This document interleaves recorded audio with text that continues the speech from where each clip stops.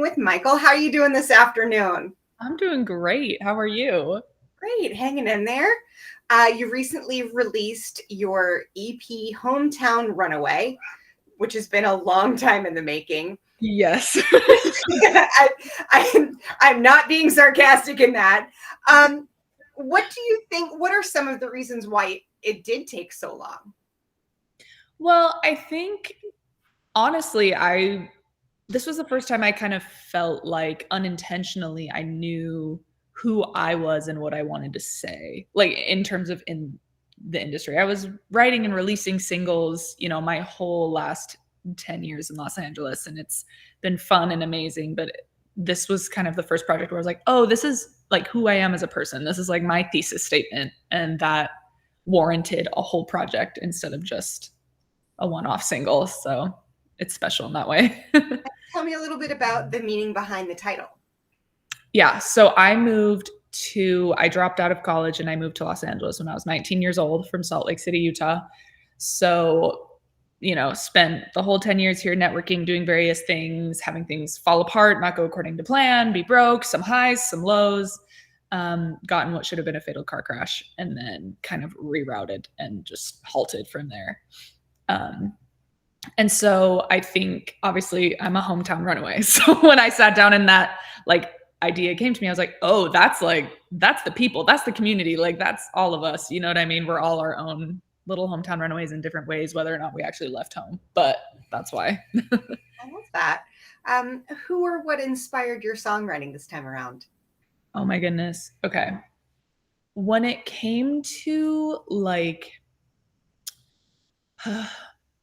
I feel like this was the first project where I had pretty direct references for every single song or at least like vibes that I knew I wanted.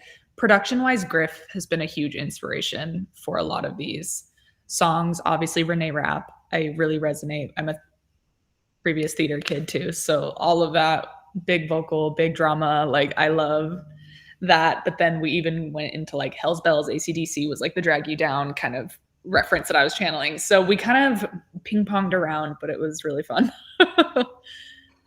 I think I read most of your songwriting is autobiographical, correct? Yes, correct. Yep. Do you find more catharsis in the songwriting or the performing? Honestly, I feel like, that's so tricky because I have specific catharsis in both. Like I recently performed the EP in full for the first time.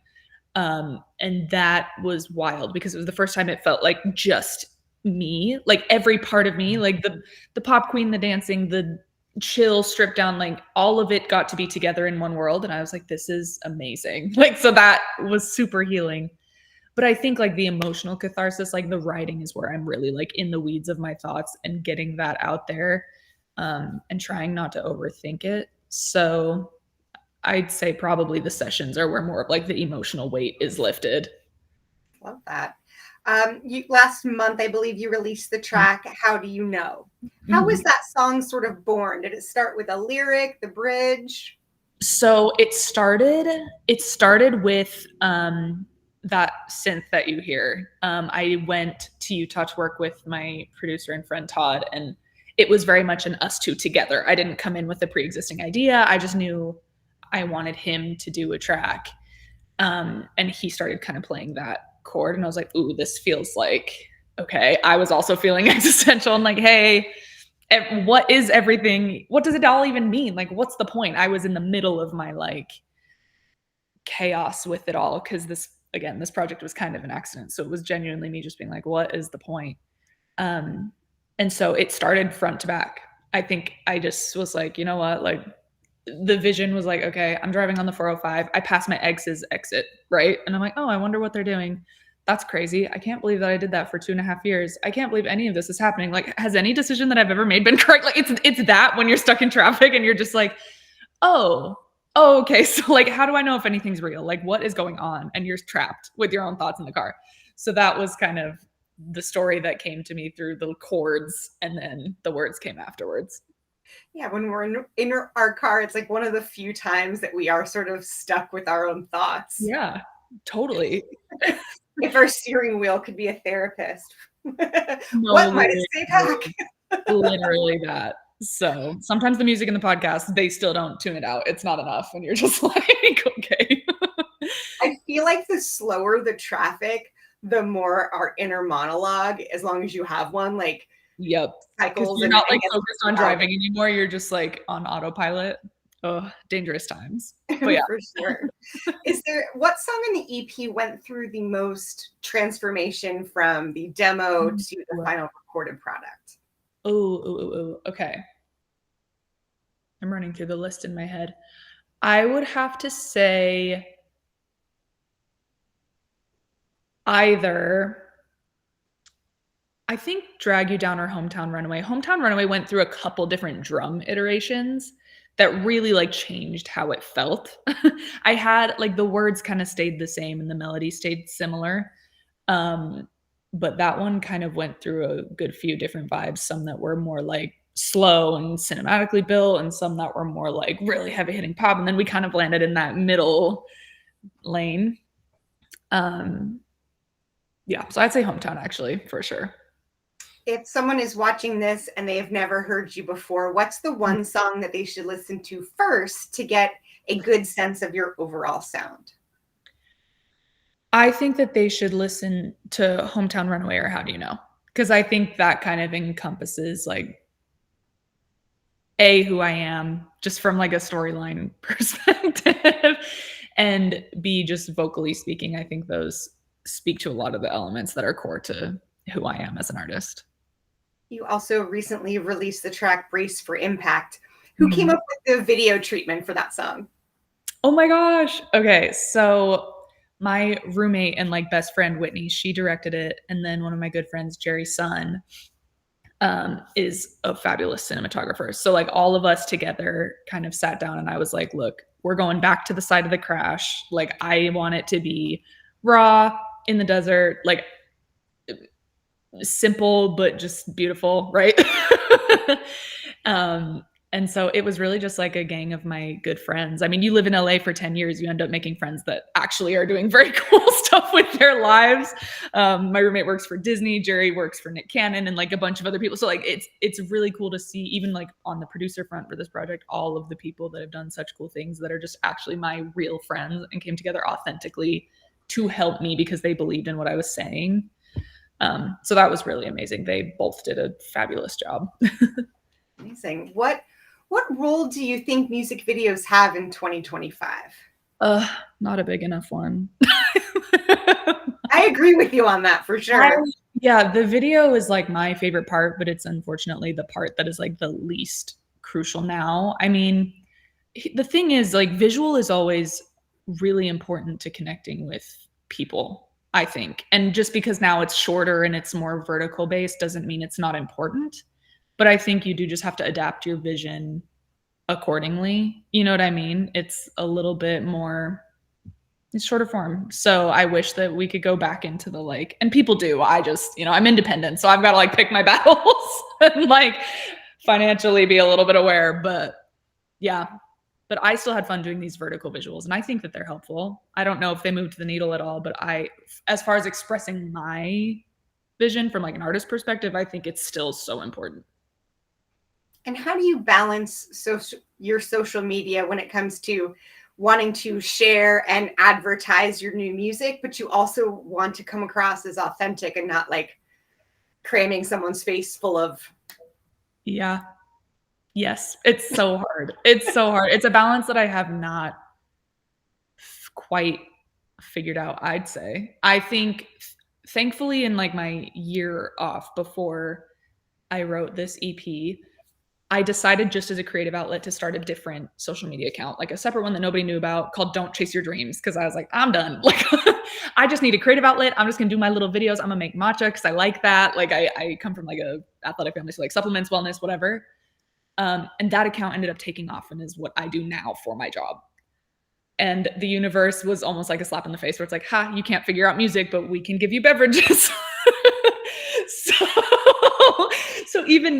but what that's taught me is it's taken like the pressure off of needing to be like, hello. It's like, hey, it's about the people. It's not about you. Like if I'm just posting it, yeah, that's cool, no one cares, right? It's okay, here's the story.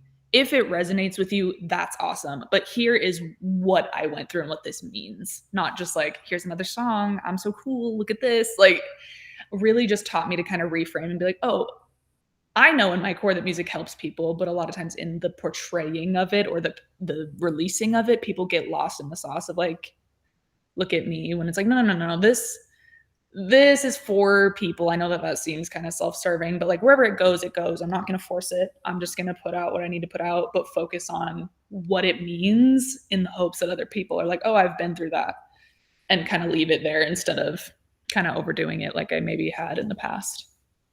Now, I won't say that I stalked you on TikTok, but I did some explore. I called it research, you Of know. course, exactly. I love what you've been doing of like you show someone how to make a drink, but then there's also a little sing-songiness.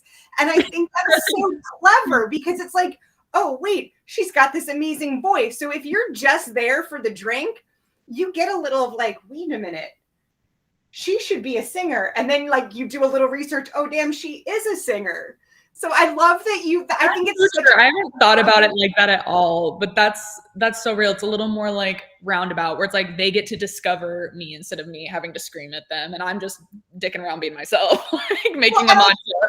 See, I think that's where the authenticity comes from. The fact that it wasn't, you know, you're just like, Yeah. I didn't even plan that. That's great. I think that that's what social media needs more of, is that authenticity instead of like, buy this, here's the link in bio. Like it And gets it's to just, be yeah, overload. it's a lot.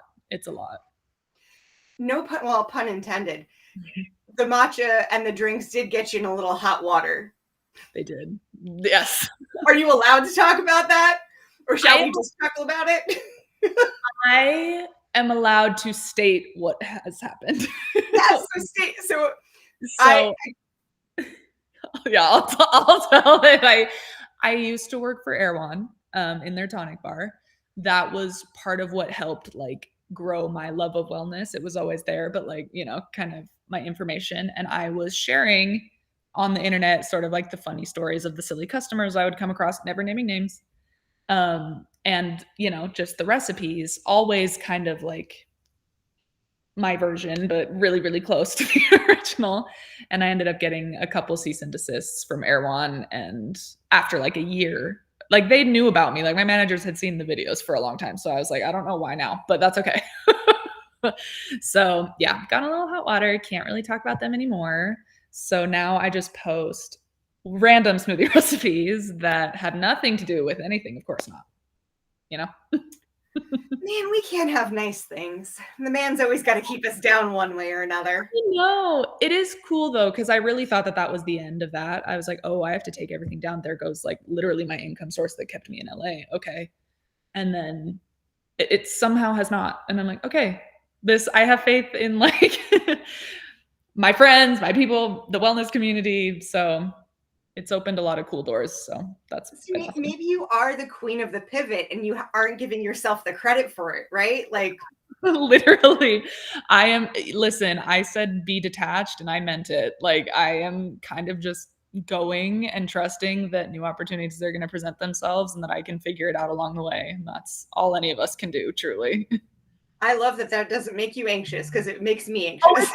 Oh, hey, no, it does. Don't worry. I'm freaking out most of the time, but it's getting easier the more, you know, reps I have of things actually kind of being okay, that I'm like, oh, okay, I can kind of trust this a little bit, even though it's still scary. Good. Then how do you measure success in 2025? Honestly, I think that success to me is being able to support myself and living a creatively fulfilled life, which I do.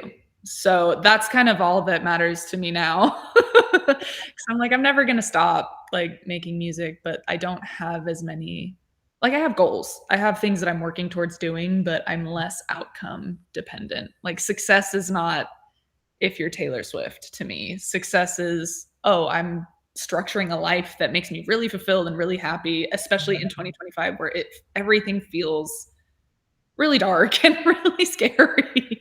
So to me, I'm like, if I can just create my little safe cocoon and be able to keep being creative and not be in a place where I have to like sacrifice that, then I'm winning. So for now, we're Speaking, still there. Who knows? well, and speaking of goals, I don't believe in New Year's resolutions. I think that Mhm. they they do something negative to us on a mental tip. But what Yeah. are some of the goals that you have for 2026? I want to perform more. Like that, a goal of mine and one of the goals of the album altogether was to be able to then like be an opening act for a smaller artist on their tour and kind of go on the road with them. So that's a goal that I'm working towards in 2026.